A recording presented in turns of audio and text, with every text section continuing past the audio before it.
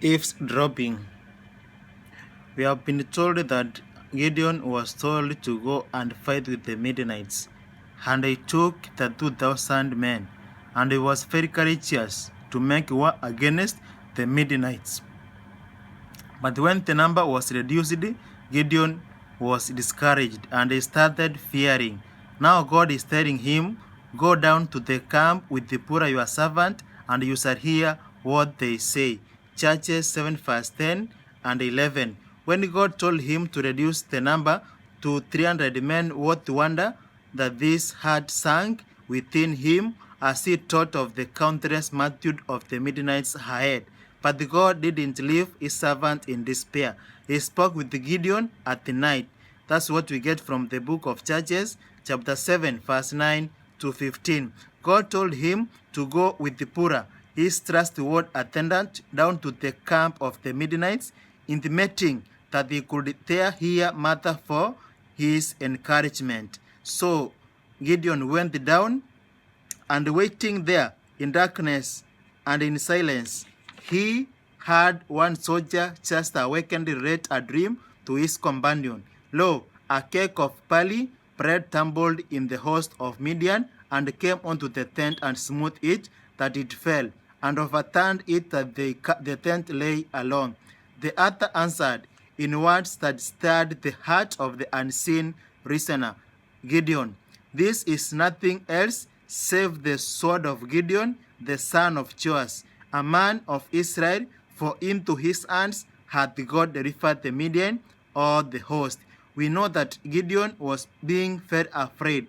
Now when he heard the message, when he heard the dream which was being dreamt by one of the soldiers of the Midianites, he got the encouragement. Gideon recognized the voice of God speaking through the words of the Midianites, strangers. His faith and courage was greatly increased, strengthened, and he rejoiced that Israel's God could work through the humblest men to appease human pride. God works through the humblest way in order to appease human pride. With the 300 men, more than 120,000 of the invaders were slain. Gideon used 300 men to slay more than 120 soldiers.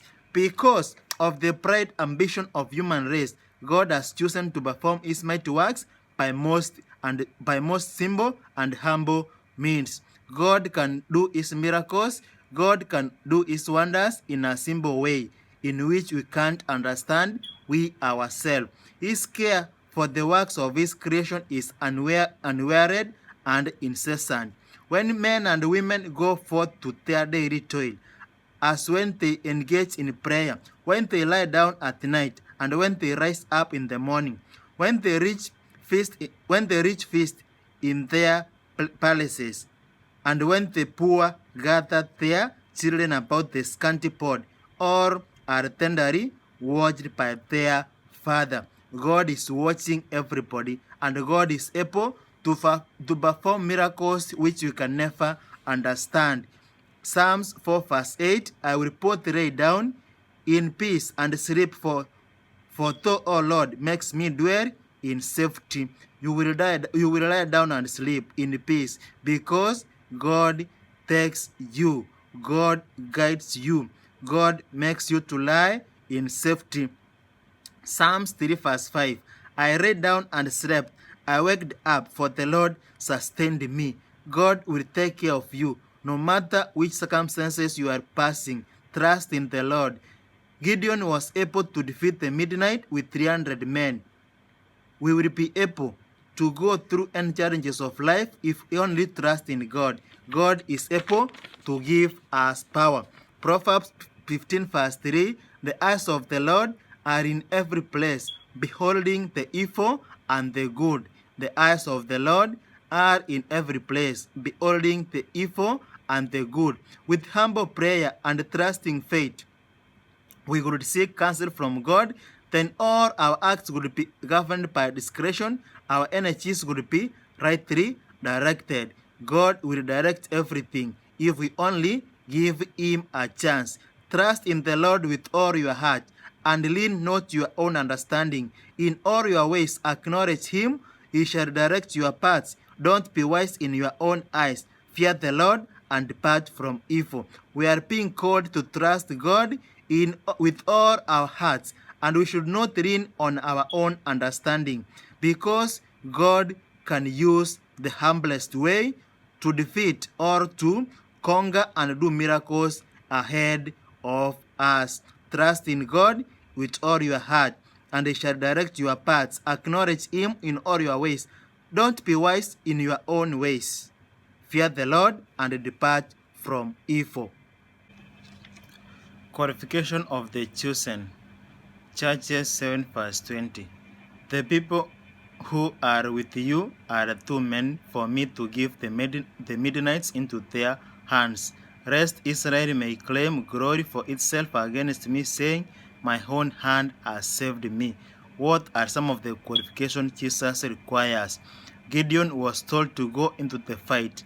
When he was told to go into the fight, God told him the number which he had was too many for him to trust in the Lord. The courage of Gideon was greatly strengthened by the number. That is, he had 32,000 men, which were contrary to God. Due to pride and unbelief God saw existing in hearts of people, God said that the number is small. So God wanted the number to be reduced, because he said if Gideon was to go to fight the Midianites with 32,000 people, they were to take the glory for themselves, and they say that their own hand has saved them. That's why God wanted to reduce the number, because if he didn't reduce the number, they were to glory for themselves. Those who were afraid and fearful, that is two-thirds of the entire force returned, leaving behind the courageous. So God told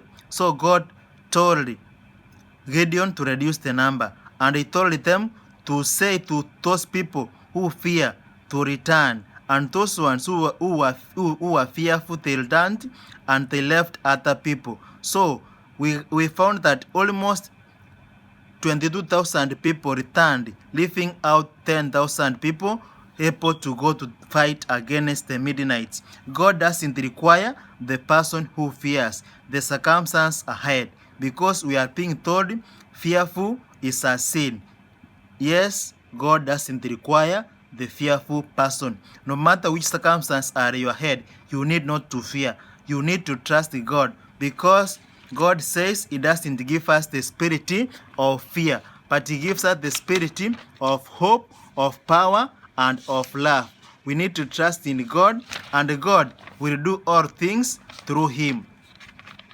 We are told in the book of 2 Timothy 1 verse 7, for God hath not given us the spirit of fear, but of power, of love, and of sound of mind. So we need to have power. We need to have a spirit of power, love, and sound mind. And also 1 John 4:18 says, there is no fear in love, but perfect love casts away fear, because fear hath torment. He that fear is not made perfect in love. So God doesn't require those people who fear. Have courage, and God will help you. Again, God said that the number was more.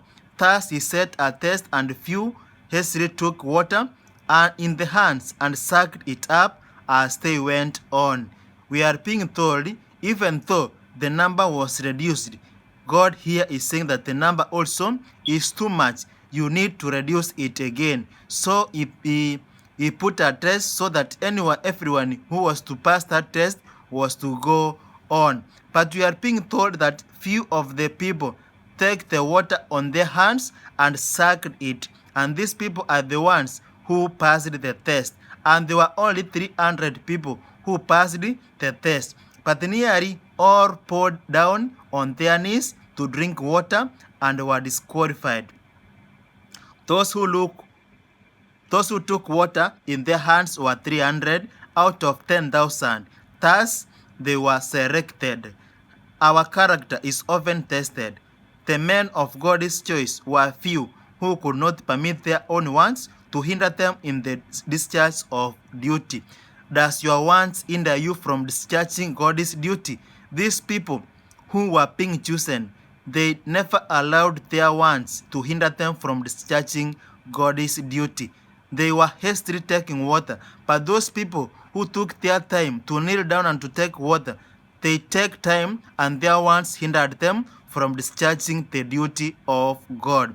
Remember that God is calling us. Never mind of your businesses. Never your business hinder you from discharging God's duty. What has hindered you from discharging God's duty? Remember, men are called, but few are chosen.